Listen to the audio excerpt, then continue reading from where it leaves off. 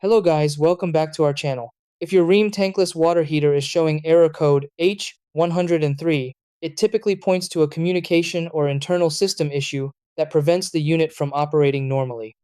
You might notice the heater stops producing hot water or behaves inconsistently, which can be frustrating when you rely on it daily.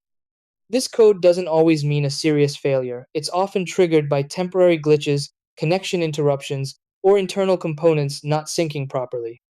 Because these systems rely on precise electronic communication, even a small disruption can cause the unit to shut down as a safety measure. Instead of assuming the worst, you can usually resolve this issue by going through a few targeted checks. In this video, I'll guide you step by step on how to fix Rheem error code H103 and get your hot water running again. Try these. Step 1. Turn off the water heater and disconnect it from power. Step 2. Wait briefly to allow the system to fully reset. Step 3. Check all wiring connections and ensure they are secure. Step 4.